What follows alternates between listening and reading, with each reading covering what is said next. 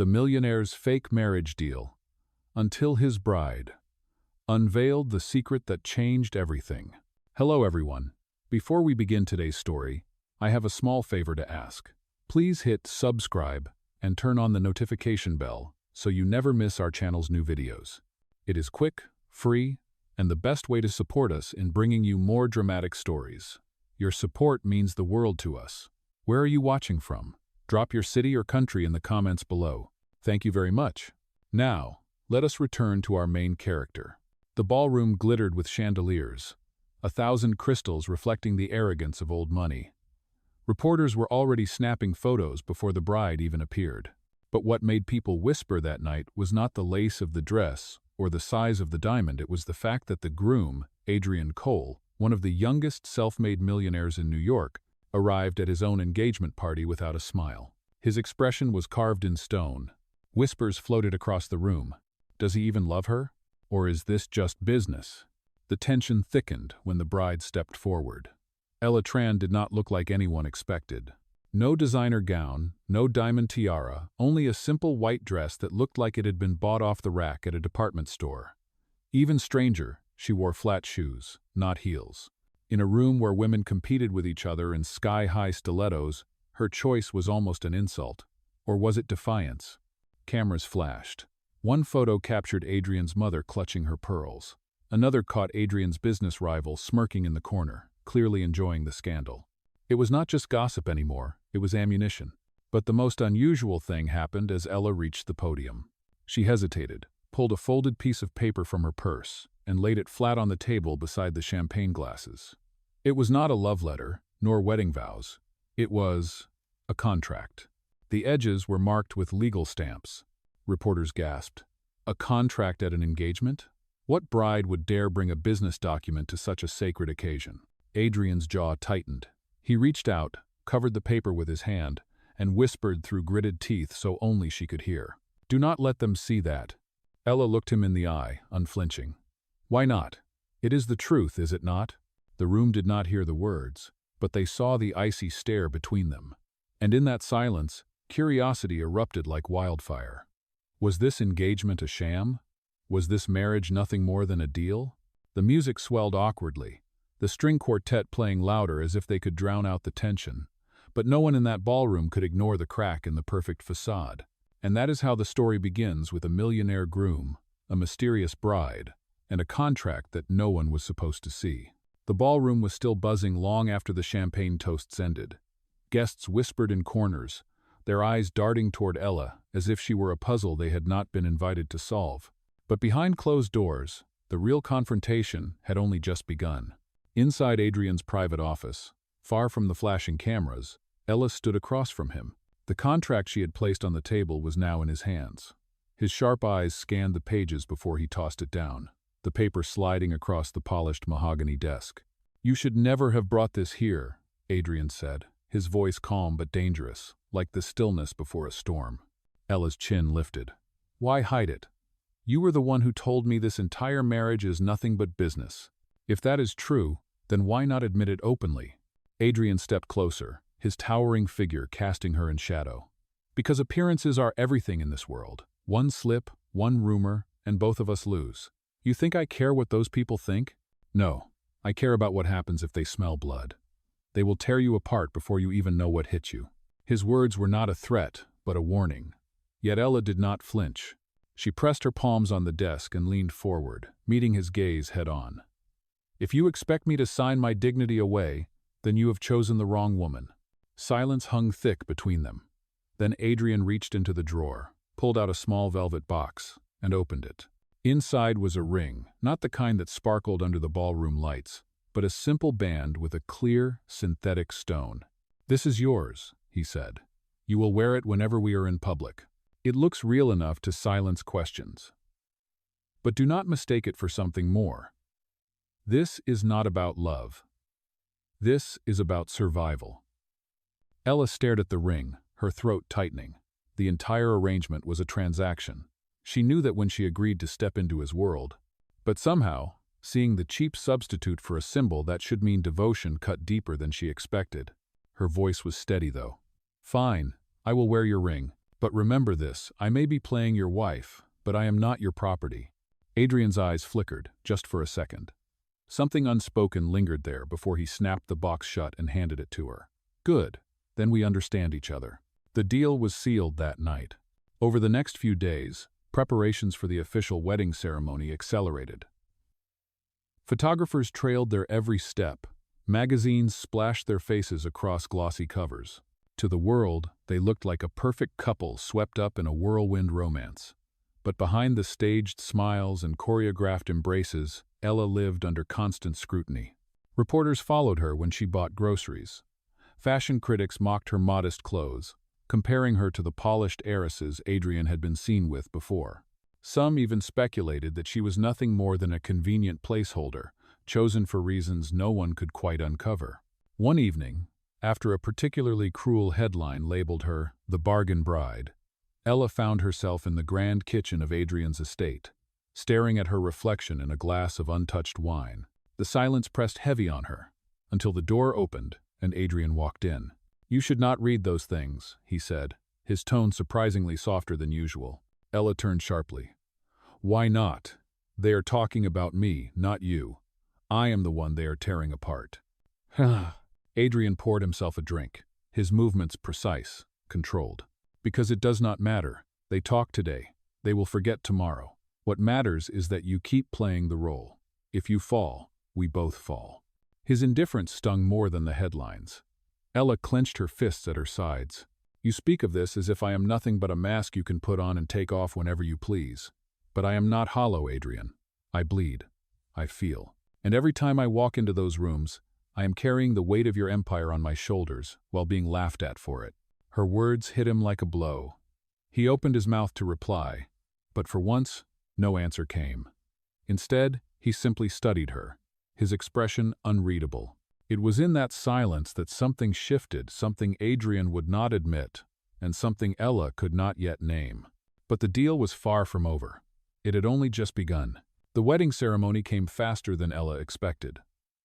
The church was draped in white roses, photographers lined the aisle, and the entire city seemed to be watching. From the outside, it looked like a fairy tale. But inside, Ella felt the weight of every stare pressing against her skin. She wore the simple ring Adrian had given her, its glass-like stone catching the light just enough to fool the cameras.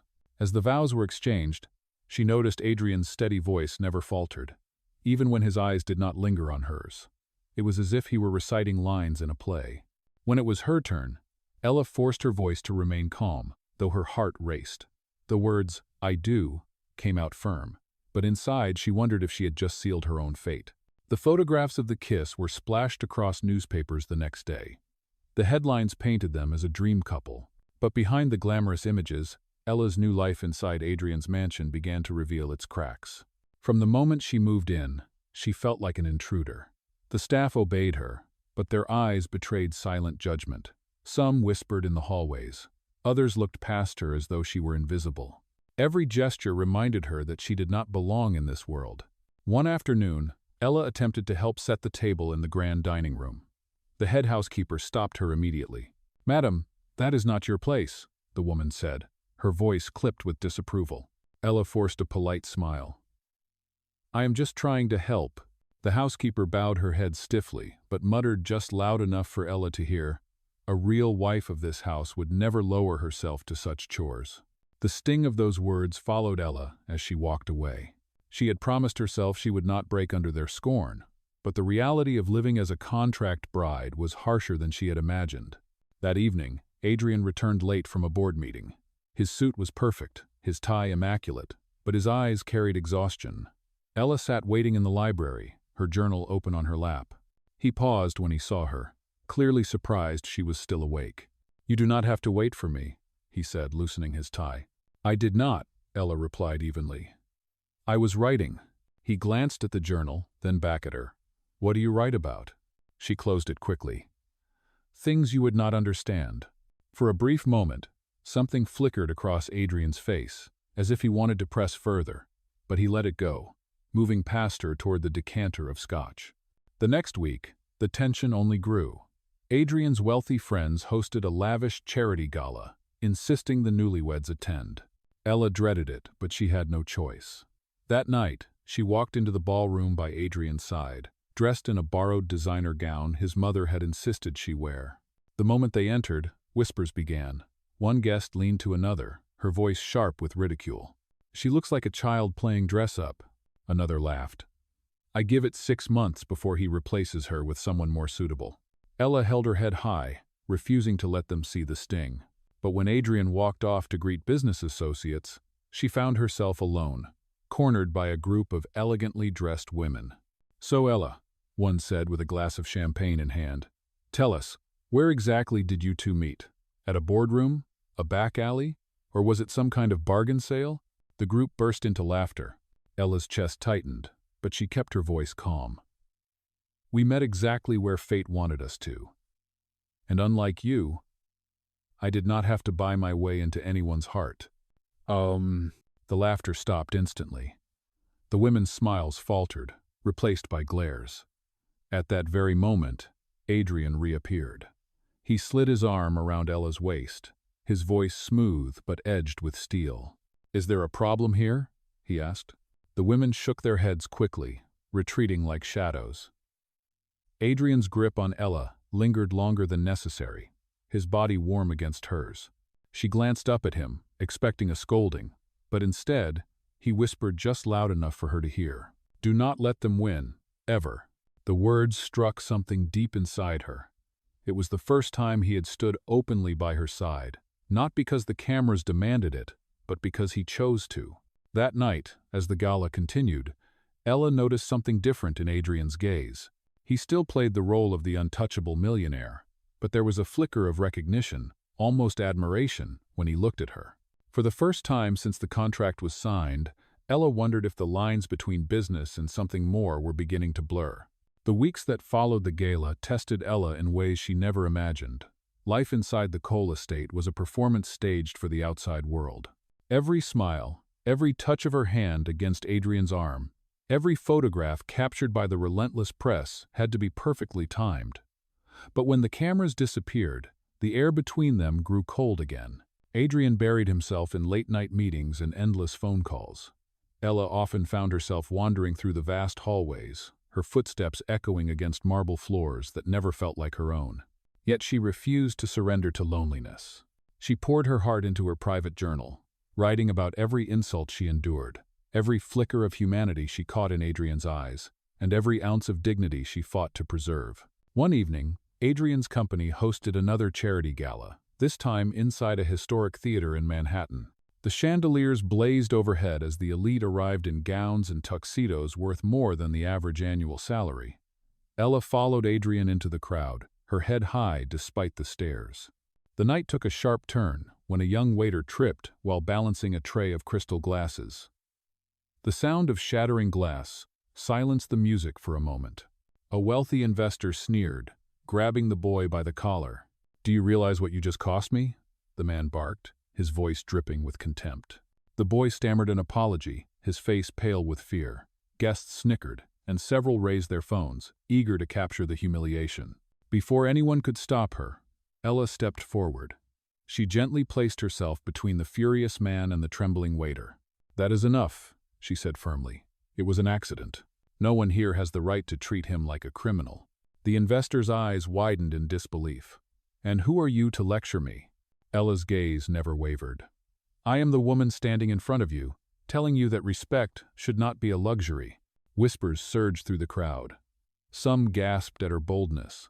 Others smirked as though waiting for her to be crushed. For a heartbeat, the young waiter's eyes shone with relief as he backed away, shielded by her presence. Then, without warning, Adrian appeared at Ella's side. He slid his arm around her waist, his voice calm but edged with authority. "My wife speaks for me," he said. "And if you cannot accept that, then perhaps you should reconsider doing business with the Cole family." The investor paled, muttered an apology, and stepped back into the shadows. Cameras flashed furiously, capturing every second. To the press, it looked like a powerful couple united against cruelty. But Ella knew the moment was more than an act. Adrian had not needed to defend her, yet he did. As the music resumed, Adrian leaned close, his voice low enough for only her to hear. "You should not draw attention like that," he said. Ella turned her head toward him, her expression unwavering. "If defending someone weaker is a mistake, then I would rather make it every single time." For a moment, Adrian said nothing. His eyes lingered on hers, searching for something he could not name. Then, almost reluctantly, his lips curved into the faintest trace of a smile before he stepped away to speak with another guest. That night, as they returned to the estate, Ella set her journal on the nightstand and collapsed onto the bed, replaying the scene in her mind. She could not ignore the way Adrian's hand had gripped her waist, not with calculation, but with something closer to instinct.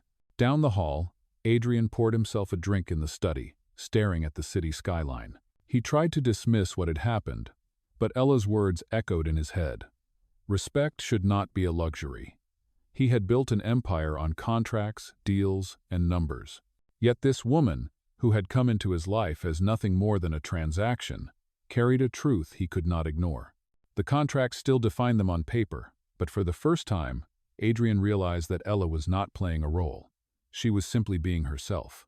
And that authenticity, so rare in his world, unsettled him more than any rival could. The walls he had built around himself for years had not cracked, not yet. But they were no longer unshakable, and that terrified him more than he was willing to admit. The winter air in New York grew colder as the weeks passed, and with it, Ella's new life inside Adrian's world became heavier. The tabloids never stopped circling. One day, she was praised as the mysterious beauty who captured a millionaire. And the next, she was shredded as a charity case who got lucky. She tried to ignore it, but every headline dug deeper than she let on. Adrian remained unreadable. He kept their public appearances flawless, offering her his arm when the cameras flashed and delivering smiles that looked rehearsed but convincing. Yet in private, silence stretched between them like an invisible wall. That changed during a business trip to Chicago. Adrian had insisted Ella join him for appearances, and the company booked them into a grand hotel overlooking Lake Michigan. When they arrived, the concierge apologized nervously. "I am so sorry, Mr. Cole. There has been a booking error. The last available suite only has one bedroom." Adrian's jaw tightened, but he did not argue. "Fine, we will take it." Ella followed him into the suite, her suitcase dragging across the carpet. The room was elegant, with floor-to-ceiling windows framing the snowy city, but the single king-sized bed in the center made her stomach twist. "I can take the couch," Ella offered quickly. Adrian shook his head. "You will not. I will." She raised an eyebrow. "Do you think I am so fragile that I cannot handle a couch?" His lips curved faintly, almost amused. "Do you think I will let my wife sleep anywhere less than a bed, even if it is only for appearances?" The word wife caught her off guard. He said it casually, but something in the way it lingered in the air unsettled her. That night, after an awkward dinner with investors, they returned to the suite. Adrian spread a blanket across the couch, but the frame creaked under his tall frame. At 2 a.m, Ella stirred awake to find him still sitting upright, a file open in his lap, his shoulders tense. Without thinking, she whispered, "Adrian." He glanced up, his eyes shadowed by exhaustion. "You cannot keep running yourself into the ground," she said softly. "Even machines break down if you push them too hard." His gaze lingered on her, longer than usual. "And what would you know about my limits?" Ella sat up, pulling the blanket tighter around herself. "I know what tired eyes look like. I know what loneliness feels like. And I know that even a man who owns half this city is still human." For a moment, his mask slipped.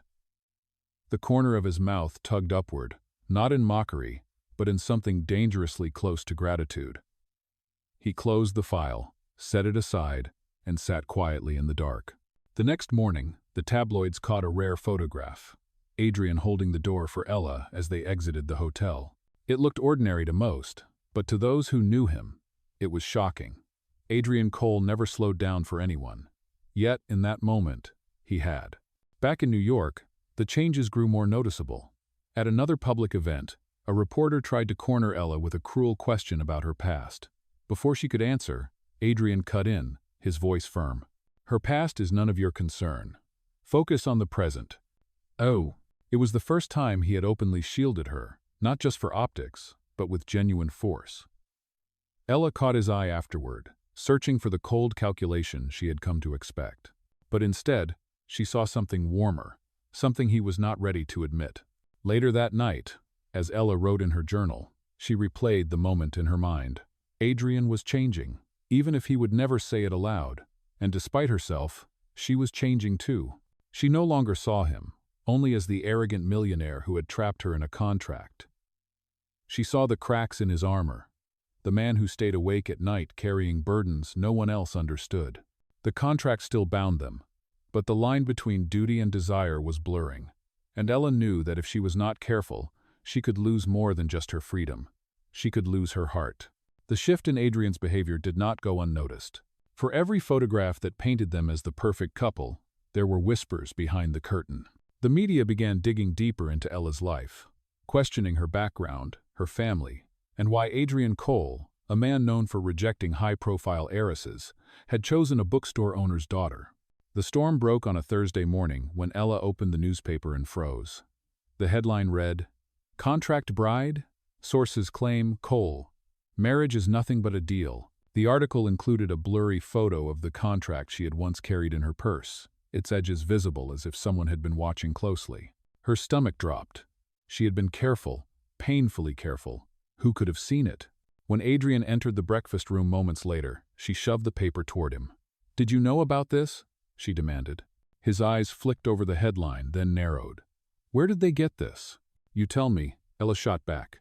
"Was it one of your friends, your rivals, or maybe someone in this house who cannot stand that I am here?" Adrian's jaw tightened. He folded the paper in half and tossed it onto the table. "It does not matter who leaked it. What matters is how we respond. Do not let them see you panic." But Ella was already panicking inside. Her family's livelihood depended on this arrangement. If the contract was exposed as truth, her parents' bookstore would crumble under debts Adrian had promised to erase. That afternoon, Adrian held a press conference. Cameras crowded the marble steps of Cole Enterprises. He stepped forward with Ella beside him, his arm firm around her shoulders. "This rumor is nothing more than a fabrication," he announced. "My wife is not a bargaining chip. She is part of my life, and anyone who dares to spread lies about her will answer to me." The statement was bold, delivered with icy confidence, but Ella could feel the tension in his grip, the effort it took to keep the truth buried. Later that night, as the mansion settled into silence, Ella slipped into Adrian's study. She needed answers. Her eyes scanned the shelves until they fell on a heavy safe, half hidden behind a cabinet. She hesitated, then tried the handle. Locked. She was about to step away when she noticed the desk drawer slightly ajar. Inside, a small brass key gleamed under the light. Against her better judgment, she took it. Her hands trembled as she opened the safe. Stacks of legal documents and financial files filled the shelves. But what caught her eye was a faded envelope marked with her husband's family seal. She unfolded the letter inside, her heart pounding. It was written by Adrian's mother, years ago. The words revealed a truth Ella had never imagined. Adrian's late father had rewritten his will. Unless Adrian married, the controlling shares of the company would be transferred to his uncle. The marriage was never about companionship, it was about survival in a world where power meant everything. Ella pressed the letter to her chest, her breath shaky. The truth was heavy, heavier than she had prepared herself for. She finally understood why Adrian had approached her, why he had been so insistent, why their deal was laced with conditions she had not questioned deeply enough. And yet, another thought gnawed at her. If she had stumbled upon this letter, what other secrets was Adrian hiding? What else had been written into their agreement that she had overlooked? When Adrian entered the study moments later, she quickly shoved the letter back into the safe. He stopped in the doorway, his gaze sharp. "What are you doing here?" Ella turned, her voice steady despite her racing heart. "Looking for the truth." He studied her for a long moment, his expression unreadable. Then he stepped forward and closed the safe with deliberate calm. "Some truths will destroy you if you chase them. Do not make that mistake." His words should have scared her. Instead, they ignited something defiant inside her. She realized then that their marriage was not just a cage for her, it was a cage for him too. And both of them were trapped by chains heavier than a ring could ever symbolize.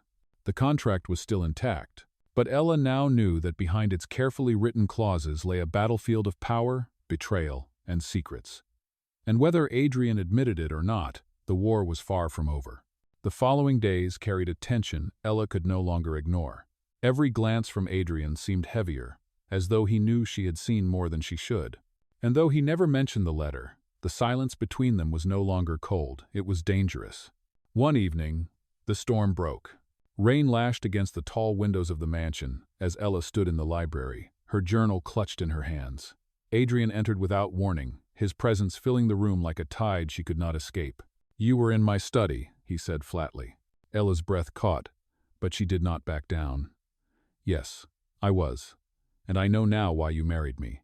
Adrian's jaw flexed, his silence confirming the truth she had uncovered. Ella's voice trembled, but her words were steady. "It was never about me. It was never about us. It was about keeping control of your empire."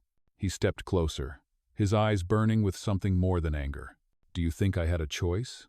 Do you think I wanted to bind myself to anyone just to satisfy a dead man's will? My father made sure I was trapped before I even had the chance to breathe." Ella's chest ached. "And what about me, Adrian? Did you ever think about what this would do to me? About the life you forced me to leave behind? Or was I just convenient?" For the first time, his voice cracked. "You were never convenient. You were the only one who could not be bought, Ella. That is why I chose you." The words hit her harder than she expected.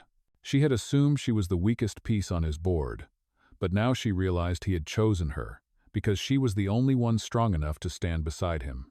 Ella's grip on her journal tightened. She opened it, flipping to a page filled with her neat handwriting. "Do you want to know what I write every night? I write about the way your world tries to crush me. I write about how your so-called friends look at me like I am dirt beneath their shoes. I write about how you hide behind a mask because you are terrified of anyone seeing the man underneath." Adrian stared at her, his breath uneven. "And what do you see underneath, Ella?" Her voice softened, though her heart raced. "I see a man who is lonely. A man who fights everyone else so he does not have to fight himself." For a moment, the storm outside seemed to still. The air between them shifted, heavy, not with anger, but with truth. Adrian closed the distance between them, his hand brushing against the journal before resting gently on hers. "You should not have seen that letter," he said quietly. "But maybe it is better that you did, because now you know the chains I carry." Ella met his eyes, her own shimmering with defiance and something dangerously close to compassion. "You are not the only one with chains, Adrian. We both stepped into this prison. But do not pretend you are the only one paying the price." "Oh," he exhaled sharply, as if her words struck a wound he had long buried. The silence stretched, until finally he whispered, "If I could undo the contract, I would." Her pulse raced. "Then why do you not?" Adrian's gaze burned into hers, raw and unguarded. "Because somewhere along the way, Ella, it stopped feeling like a contract." The confession hung between them, as fierce and fragile as the storm outside. Ella's heart pounded, caught between fury and longing. She had wanted the truth, and now she had it. But the truth was far more dangerous than the lie had ever been. In that moment, Ella understood that their story had shifted. What began as survival, what began as a bargain, had become something neither of them could control. And the real battle was no longer about the contract, the inheritance, or the empire. It was about whether two people, bound by lies and circumstance, could ever trust the reality of their own hearts. The storm between them did not stay hidden for long. Within days, the press exploded with new headlines. Sources confirm Cole marriage is a contract truth behind the fairy tale. Photographs of Ella from the gala, paired with anonymous quotes, filled the front pages. The story spread like wildfire, and suddenly, everyone had an opinion. Inside the Cole mansion, the board of directors convened in panic. Adrian's uncle, a sharp-eyed man with a voice like a blade, seized the moment. "This farce has gone too far. End the marriage, Adrian. Annul it. Clean the slate, and the company survives." Adrian sat at the head of the table, his face carved from stone. "No." The room erupted. "If you refuse, you will drag us all down with you," one director shouted. "The investors will not stand by while you risk everything for a woman who has no place here." Ella, standing outside the glass doors, heard every word. Her chest tightened as though invisible hands squeezed the air from her lungs. She realized then that she was not only fighting for herself, but for the man who had pulled her into this storm. That evening, she found Adrian in his study. He looked exhausted, his tie undone, the weight of the world pressing on his shoulders. "You should let me go," Ella whispered. "If I leave, the pressure ends. They will give you what you want." Adrian lifted his head, his eyes burning with something fierce. "Do you think I care about them? Let the empire burn if it must. What I will not do is let you be humiliated just to save their pride." Before she could answer, the door burst open. Adrian's uncle entered, his face twisted with triumph. He tossed a folder onto the desk.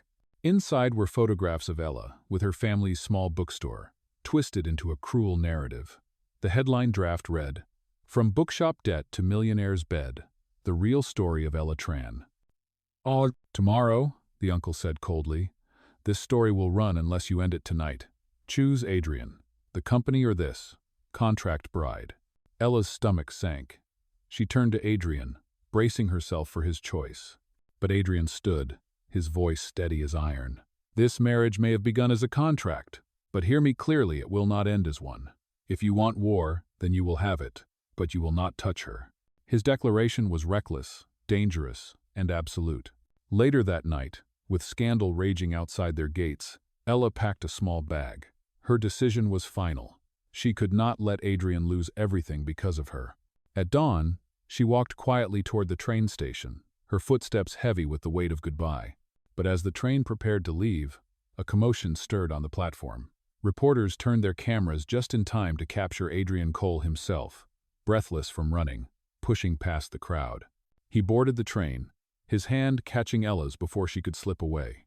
In front of flashing cameras, in front of strangers and critics alike, his voice rang clear.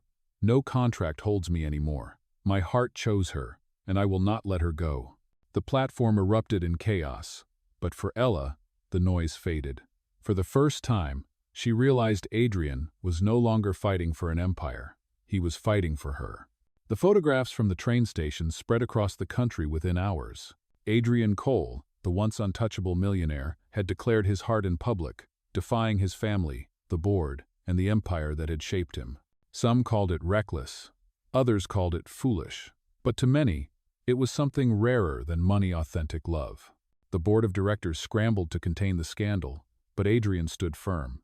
His statement was simple and final. "This marriage will not be annulled.